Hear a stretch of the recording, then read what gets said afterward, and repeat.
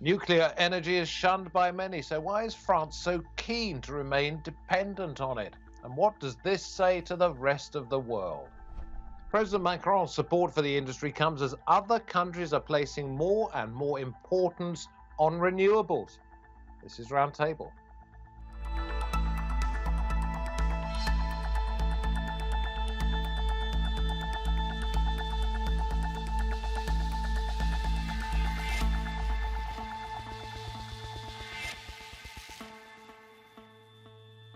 Hello and welcome from me, David Foster. Yes, France is also moving to renewables, but more slowly than others. So does nuclear power still have a big future? The French President Emmanuel Macron recently announced his commitment to supporting the nuclear industry. He said nuclear will remain a key part of France's energy supplies, and Macron pledged 500 million euros in investment. Notre statut de grande puissance. Our status as a great power lies with you, lies with the nuclear industry. La dissuasion. Deterrence, submarines, our aircraft carrier, all the things that make France an independent power, listened to and respected, lies with you. And although France has said it will cut its reliance on nuclear energy to 50% from 75% by 2035, Emmanuel Macron insists that nuclear is part of what he calls France's ecological future. The environmental group Greenpeace has called nuclear energy a false solution to climate change, saying that the relatively high costs could be better spent on cleaner solutions. Neighbouring Germany has vowed to start decommissioning every nuclear power facility by the end of 2022. But France wants atomic energy to power its aircraft carriers, as well as homes and businesses. So how much longer will it be using the nuclear option? It is great to be able to welcome to this round table from Lahti in Finland, Rauli Partanen, science writer and advocate for nuclear energy. We go to London and welcome Professor Rob Gross, Director of the UK Energy Research Centre. And in Paris, we find Mycle Schneider, independent international analyst on energy and nuclear policy, and is the coordinator of the World Nuclear Industry Status Report. I tell you what, I'm going to come to you first of all, Mycle, since I've had a chance to scan some of the report. 300 plus pages. Sorry, I couldn't take it all in. And I want to ask you, is France leading the way to a new nuclear power age, or is it out of step, in your opinion?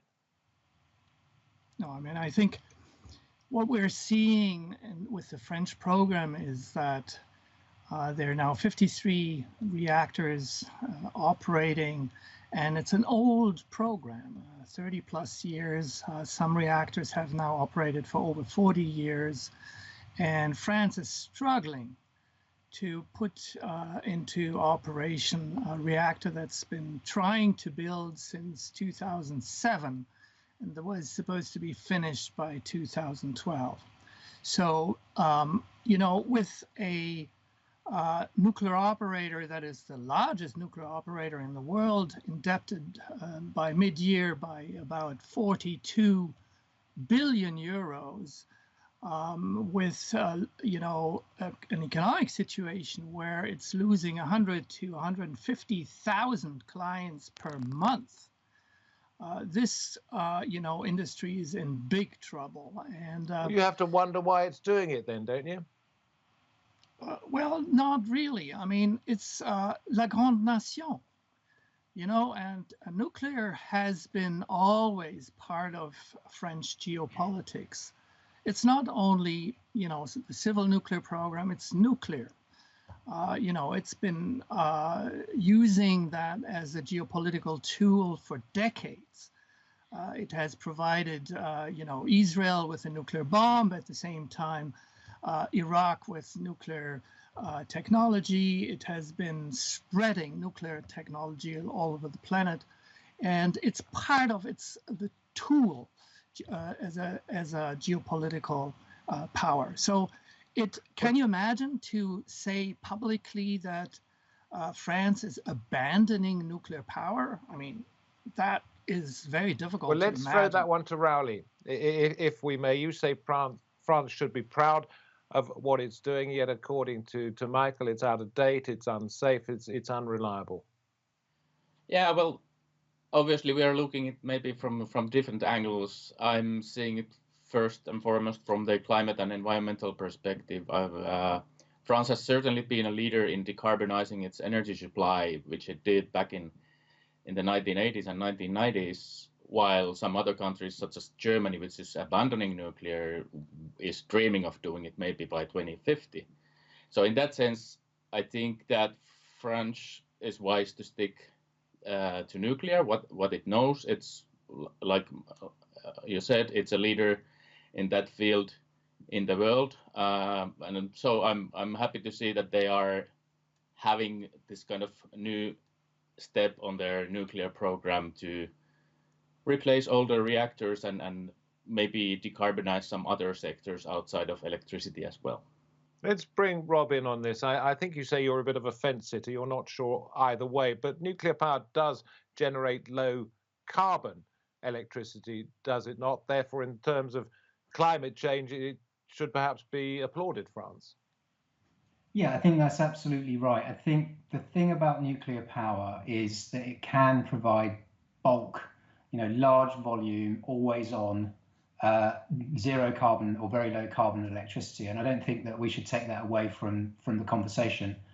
I mean, despite that, to come back to your original question about who might be an outlier, certainly within Europe, you've got the United Kingdom, France, Finland, but not very many others that are actively pursuing a kind of a nuclear renaissance or a new nuclear option. What we've seen also since the kind of build of the French reactors in the 1970s and 1980s is during the last 20 years, terrific progress with renewable energy.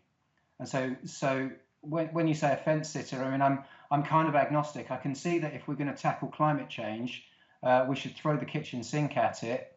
Nuclear is definitely one of the utensils that we have in the kitchen sink. But it's not the only show in town anymore, because we've seen such tremendous progress, for example, in the UK context with offshore wind. And so I think we need to recognize that different countries will form different positions on nuclear. Many countries around the world have got a long established concerns and reservations about nuclear. We all know what the limitations and problems with nuclear might be. And so we need to see it within that context. And I think we need to be realistic about how it can contribute to tackling climate change. It is a low carbon technology. There is no question about that. It's probably not a panacea. Let's come back to Mycle on this one. We heard Rob there saying that it's always on, and yet in your report you detail how many times it's always been off. You don't think it's reliable? Well, can we just agree on a few things here? The nuclear issue is not off facts. So we're not only talking about some opinions of the ones and the others. When it comes to, let me make 2 points. One is on reliability, because you addressed that directly. We did a very precise and careful analysis on French nuclear power plants in 2019. And what we realized was that, the overall situation where no reactor was generating power, the number of days that a reactor was down to zero is over 5,500 days. 5,500 days per year. So that means that on average, more than 3 months a nuclear reactor is actually down. But the more problematic part of all this is that EDF, the operator, has totally lost control of actually forecasting the time it takes to do maintenance and refueling. We calculated that the overall additional time was 44% more than originally anticipated when they started an outage of a nuclear reactor. And that is 1,700 outage days, reactor days in a given year. So it means that they lost completely the oversight of actually predicting when a nuclear reactor would operate or not. But on climate Well, let's change, we almost have a say on this show, so let's go to Rauli and ask him to answer some of your criticisms. Unreliable, and safety we'll get onto in a little while if we may. But they're so old, they're expensive to maintain, they don't work efficiently in terms of the number of days and the amount that they produce for what they are. From what I know, much of the kind of maintenance breaks that the French fleet has been having is due to these once in a decade or once in 20 years bigger maintenance programs where they actually aim to prolong the effective lifetime of the reactor by 10 years or 20 years. So obviously those will take longer than regular maintenance. If you come to the reliability, generally nuclear power plants are the most reliable energy supply that we have. And in France, more reliable than wind, which has made massive strides in recent years. We know that. Well, wind produces maybe 40% of the time versus nuclear producing 85-90% of the time. And one reason for the French fleet having slightly lower load factor or capacity factor, I think, is that they are also doing this load following with their reactors, where they shut some reactors down for the weekend because there is not so much demand. So that's planned, and there is a reason for that. They also export tremendous so you say it's amounts of clean maintenance. Electricity. You say it's maintenance. I want to come to Rob on this particular point. When it comes to the future, is it renewables? Is it wind? Is it solar? Is it nuclear, as we've seen from the French point of view? Where do you think it lies? There are merits in having a mixture of energy sources. There's no question about that. It's not really quite accurate to say that wind only generates 40% of the time. It's more accurate to say that wind farms have a load factor of 40%. That's something slightly different. Particularly offshore wind, they're generating at much more of the time, but they're not generating at their peak output all of the time. So that's key. I think that for many countries, they've made the decision now that they don't want nuclear in their mix. And so for those countries, they need to be looking at renewables and possibly carbon capture and storage, which is also important in this context. So capturing the CO2 from a power station and storing it in a geological formation. I think for some countries, there will be a role for nuclear. France has made this quite avowedly an intent. The UK is also pursuing new nuclear power stations. We know that they're doing the same in China and other countries around the world. So I just would come back to my point. Yes. Sorry, as a non-expert, I wanted to ask you that a lot of the concerns over the years have been about the safety, not the efficacy of nuclear power. Are there or have there been strides taken in making nuclear power much safer, or is that just a bogeyman that's put out there by people who don't like the idea? Well, I think that if you think of any technology, whether it's a nuclear power station or a car, and if you compare the safety standards of the 1950s or the 1960s with the safety standards now, and dare I say it, perhaps in some of the countries where we saw nuclear incidents, the safety standards of some of their products and the safety standards now, there's no question that those safety standards have improved.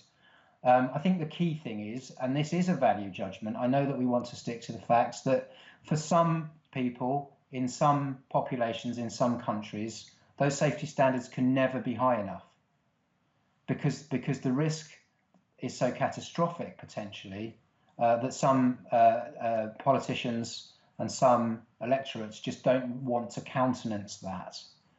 And for those reasons, we really need to be looking to the strides that we've already made and continuing to make strides with renewables.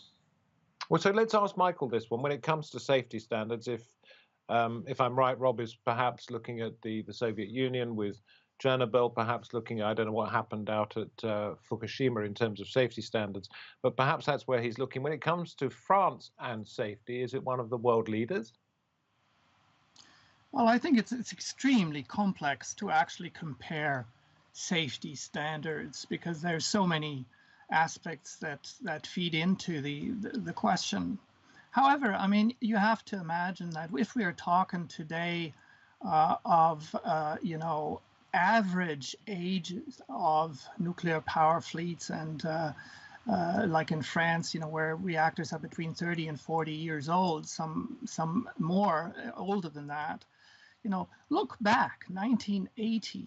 What did the cars look like in the street? And I mean, is it problematic to imagine that, a car that is from the 1980s is less safe than a car that is from 2020? Yeah, but equally you can do restorations, you can do upgrades, you can make sure that today's standards apply to yesterday's models. I mean, it's not impossible. They don't just have to sit there and just become decrepit.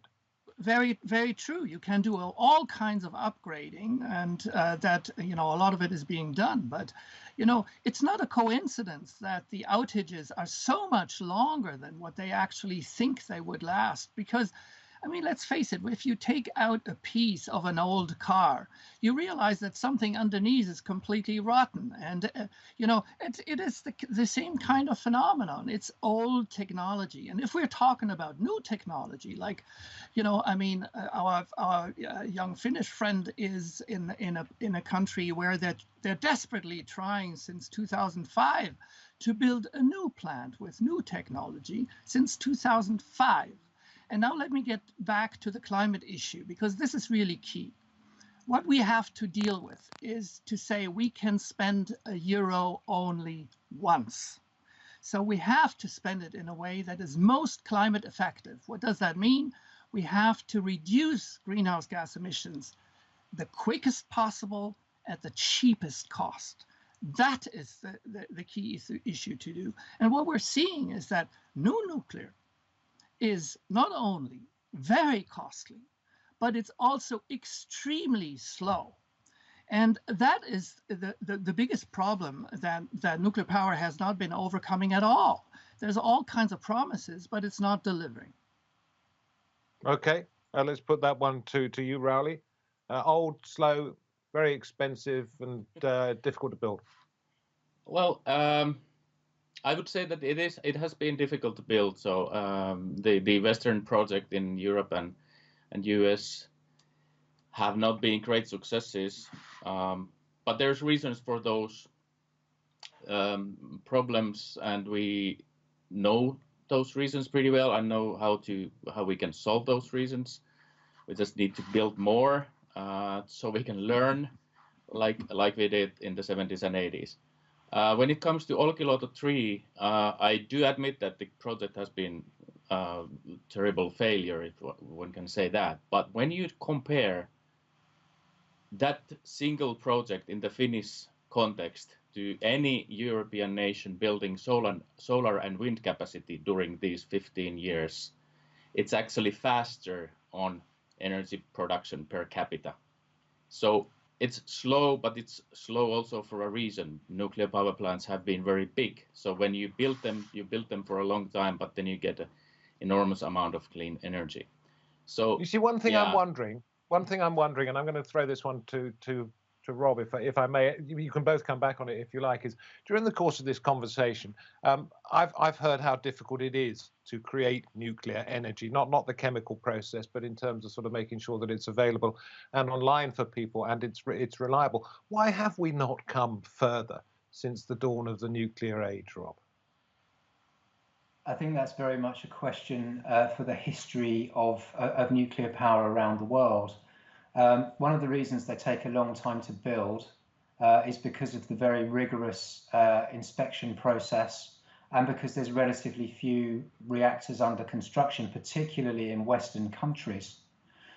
So that means that each project is kind of bespoke, and that we're kind of learning by doing, but then we're learning again because it takes a long time before we build another one. And if you think back through the history, it does, I'm afraid, come back to the perceived safety and 3 Mile Island and Chernobyl and Fukushima and all of these things, because every time something like that happens, maybe not every country in the world, but many countries in the world look at this technology askance. And we can talk about, the rationality of this or but the fact of the matter is that politicians take a view that their voters are uneasy about this technology. So it's about what's been described. I'm interrupting here just because I want to keep it moving. It's about fear and anti-nuclear propaganda. So, Michael, let me come to you and suggest that if it were not for people in a situation such as yourselves who say this is the worst thing for mankind, we might have gone a lot further. Very strange. You know, I mean, you said earlier that you didn't have the time, and I totally appreciate to have a actually thorough look at the 360-page report. But we're actually putting this out. This is now the 15th edition, so we've been looking at this, you know, for a long time. And you know, one of the key problems the nuclear industry had is that it's actually tripping over its own problems. And, you know, one of them is that they paint a rosy picture. You know, they just say, well, we will build you, you know, you take the UK example where in 2007, the project manager of EDF for Hinkley Point C said by 2017, you're going to cook your Christmas turkey with electricity that will be generated by Hinkley Point C. And in reality, they started building in 2019. No. My question was, if it were not for the scaremongering that we see from anti-nuclear lobbyists and people in your position as well who write these reports, the whole industry could have become much more successful, much cheaper, and had a much better reputation. And I'm answering that, you know, the industry has is its own worst enemy. You know, it's not about you know, scaremongering or something. It's the, you know, a fact that, you know, a company like Westinghouse, the largest nuclear builder in the world, went bankrupt over a nuclear project in the US. Areva went bankrupt about the Finnish project. That has nothing to do with some anti-nuclear people. It has something to do with look, we're running out of time. Of the nuclear industry to come up with, you know, doing it. Okay, Rauli, and then I'll come to you, Rob, if I may, for a quick final word. Rauli, the world is going to go more and more nuclear, or this is just a one-off, and it's to do with French pride as much as anything? Well, I'm not king for a day, but I certainly hope that we look to all of the clean energy solutions, including nuclear, for what their strengths and weaknesses, and mitigate them as best we can. Nuclear has great potential. We should use. I actually agree with Michael's previous statement that the nuclear industry has been pretty much its own worst enemy. So it definitely needs to step up in the future and deliver on time and be more reliable. But the policy around nuclear energy also needs to change to allow for this to happen. Yeah. Okay. So, yeah. And I'm going to come to Rob now. If you like, almost independent, neither pro nor anti, sitting on the fence, as you said. Nuclear could still be a powerful weapon in the fight against climate change. True or false? Yeah, it's true. There's no question about that. I'm a pragmatist, though, and at the moment, where we're seeing the most progress is with renewables. So I think we should ride that train and build out those renewables. I don't think we should discount nuclear. But I think, you know, purely not from an ideological perspective at all, but from a pragmatist's perspective, nuclear is difficult, and that's the kind of the long and the short of it. And if we can find a way to make nuclear more modular, smaller reactors, some of those kinds of things, then we, you know, maybe it will have a larger role.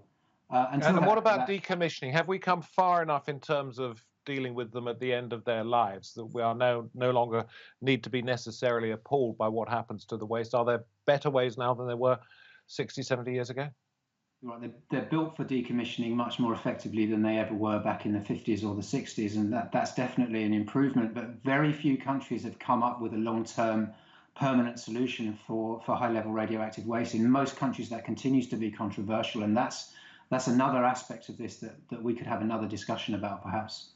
At least maybe we will. Maybe let's hope we do. But in your opinion, is there anything these days to be frightened of when the words nuclear power are mentioned? The things that are to be frightened of are the proliferation of weapons-grade material, rogue states, dirty bombs, and those kinds of things. And any legacy nuclear power stations that are in countries that are suffering, economic or social unrest and those kinds of issues, almost always there's been a reason for why we've seen nuclear accidents, and those conditions, I'm afraid, the world's a very imperfect place, and I think those are the things that we should be concerned about first, rather than countries like Britain or France that have always had an exemplary safety record. Thank you so much. Thank you, each and every one of you. And Rob, maybe if we do have another program in this vein, you'll come back and talk about Sizewell C on the Suffolk coast in the United Kingdom and the international implications of that.